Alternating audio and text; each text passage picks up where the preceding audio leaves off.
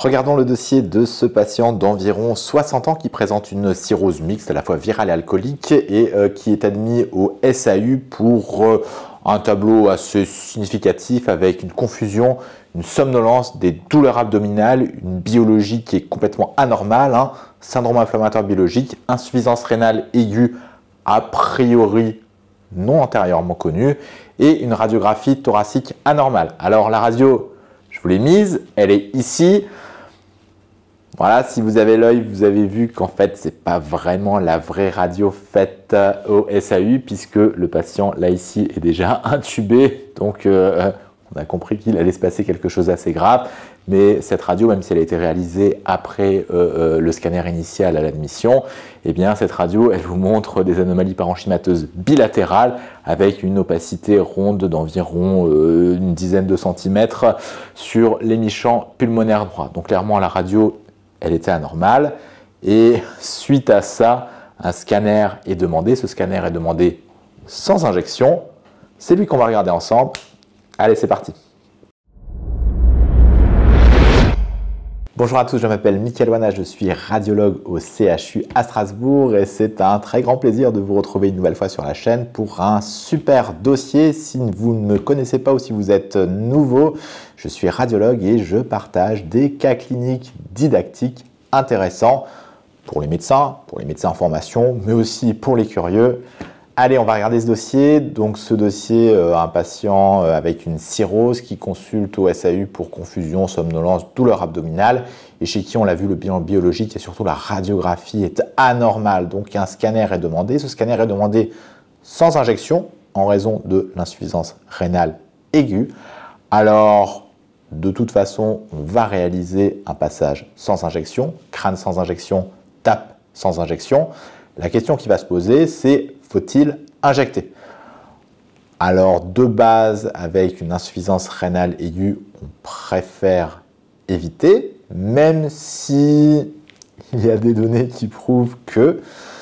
Donc, ce qu'on va faire, c'est tout simple, on va regarder le passage sans injection et si ce passage n'est pas suffisamment informatif ou s'il y a absolue nécessité d'injecter, eh bien, si la nécessité d'injecter apporte un bénéfice immédiat et un bénéfice probant, on va le faire, même si la créatinine est à 300, 400, que le patient est en insuffisance rénale aiguë, puisque derrière le bénéfice attendu est supérieur. Par contre, si on a déjà des informations extrêmement utiles sur scanner sans injection, on ne va pas injecter juste pour voir un petit peu mieux ou avoir une analyse plus fine. Donc là, clairement, on est sur un dossier qu'on va regarder à la console. Le patient, il est là, le radiologue, il est juste à côté.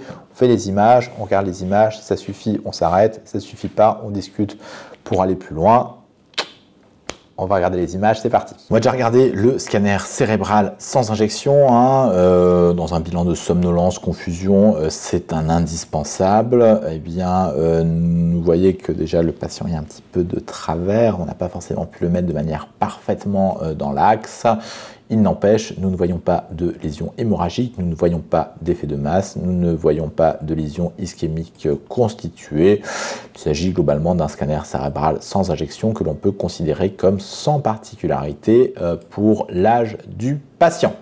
Voici maintenant le scanner thoraco-abdominopelvien sans injection également. Vous voyez que le patient était probablement somnolent, algique ou pas très compliant et donc il a été réalisé une acquisition avec le patient en décubitus latéral gauche. Donc là vous avez deux options, soit vous pouvez analyser l'examen comme ceci, soit vous avez avec la magie des logiciels, vous pouvez faire pivoter l'examen jusqu'à vous retrouver dans un plan de coupe qui ressemble très grossièrement à un plan de coupe axial classique, simplement vous avez la table là ici. Alors, on a un examen sans injection. Ce qui va nous intéresser, évidemment, c'est l'analyse du parenchyme pulmonaire. On regarde déjà en médiastinale ce qu'il se passe. On a quelques formations ganglionnaires, là, ici, en médiastinale antérieure. On a quelques formations ganglionnaires en paratrachéale. On a l'impression aussi d'avoir quelques formations ganglionnaires hilaires, mais globalement, rien de très, très important. On n'a pas d'épanchement péricardique, on n'a pas d'épanchement pleural.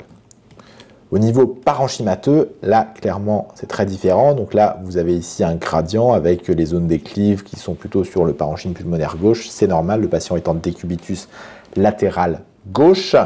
Et ce que l'on voit, c'est cette image qui correspond à une masse de topographie lobaire supérieure droite qu'on voyait sur la fameuse radiographie thoracique réalisée un petit peu après. Et cette image, à quoi elle correspond? Eh bien, vous avez de la condensation alvéolaire qui est plutôt périphérique et à l'intérieur, vous avez du verre dépoli extrêmement dense et vous avez des bronchogrammes aériques qui vont traverser la condensation alvéolaire. Les contours sont plutôt des contours qui sont flous, un peu irréguliers, avec un peu de verre dépoli autour, et vous voyez, vous n'avez pas de franchissement scissural. La scissure est respectée, il n'y a pas d'attraction scissurale, il n'y a pas de franchissement scissural.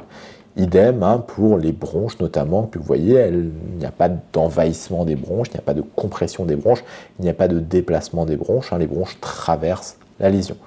Nous voyons en plus de cela de nombreuses foyers de micronodules et nodules centrolobulaires, notamment dans la région des clives par ici, vous en voyez tout plein par ici également, qui vont là ici de nouveau confluer dans une zone de condensation alvéolaire un petit peu multifocale, avec là ici peut-être des petites bronchioles qui traversent également, donc un petit bronchogramme aérique très probable.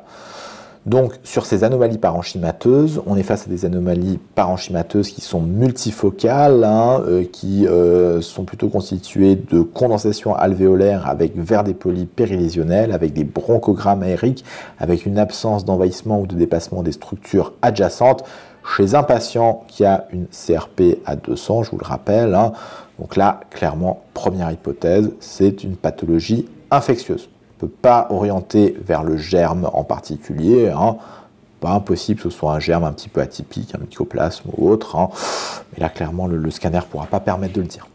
On rappelle que le patient a des douleurs abdominales aussi, donc on va regarder un petit peu ce qui se passe. Donc là, ce que vous voyez ici, c'est un TIPS, c'est un stent qui va permettre une communication directe entre la veine sushépatique ici et le tronc-porte ici. Ce TIPS est en position, mais on n'a aucun moyen de dire si ce TIPS est perméable ou pas. Vous allez me dire, alors il fallait injecter. Non, évidemment, il y a d'autres moyens que l'injection de produits de contraste iodé pour savoir si un TIPS est perméable. Si jamais il y a un doute là-dessus sur la perméabilité du TIPS, on peut tout à fait faire une écho-Doppler. Vous avez un foie qui est dysmorphique, avec là ici une belle hypertrophie à hauteur du segment 1. Là aussi, ce foie avec des contours dysmorphiques, c'est un foie de cirrhose, ça c'était connu. Vous avez un petit peu d'épanchement périhépatique, vous avez un hydrocholécyste avec plein de petits calculs à l'intérieur. Puis globalement, il n'y a pas grand-chose d'autre. On n'a pas d'épaississement ou d'infiltration majeure au niveau des anses digestives. Voilà, la vessie qui est là, une petite stase chorale au niveau rectal, une petite hernie inguinale là ici, à collet large, à contenu crélique.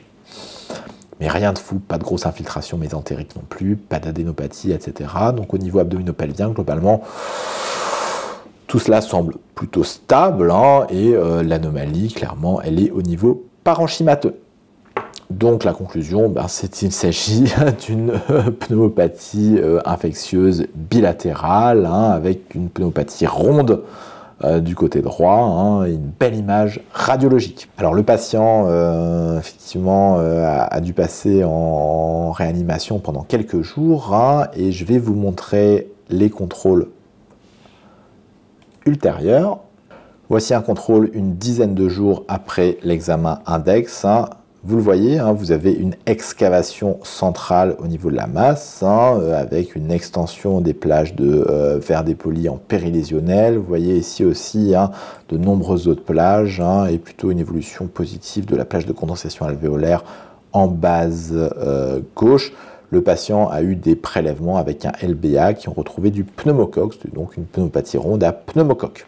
Là, il s'agit d'un scanner réalisé 1 an après, ou 6 mois, ou 8 mois après l'épisode initial. Vous voyez que vous avez une excavation rétractile cicatricielle avec des bronchectasies au contact, mais qu'il n'y a plus de lésions de condensation alvéolaire et que vous avez une régression de la totalité des autres foyers infectieux, avec là ici sur cet examen l'apparition d'autres petites lésions de bronchiolite au niveau lobaire moyen.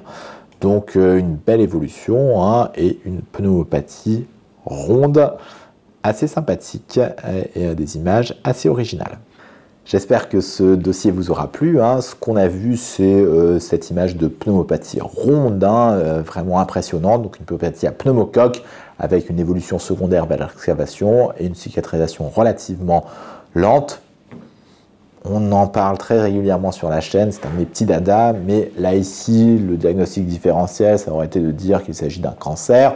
Alors de toute façon, une image nodulaire ou une masse chez un patient qui a une CRP à 200, on ne peut pas parler de cancer quand il y a un syndrome infectieux aussi majeur. Et là, vous avez vu, il y a des petits signes qui ne sont pas du tout en faveur du cancer, qui sont eh bien, la présence de bronchogramme aérique, l'absence de compression ou de déviation des bronches, l'absence de franchissement ou de rétraction de la scissure, l'absence aussi de grosses adénopathies ou d'images plus à distance. Donc tout ça fait que en plus, le caractère multifocal avec des anomalies similaires multifocales, tout ça fait qu'on n'avait pas vraiment de doute quant à l'étiologie infectieuse. L'analyse des prélèvements a permis eh bien, de préciser le germe, d'avoir un antibiogramme et de pouvoir adapter la thérapeutique.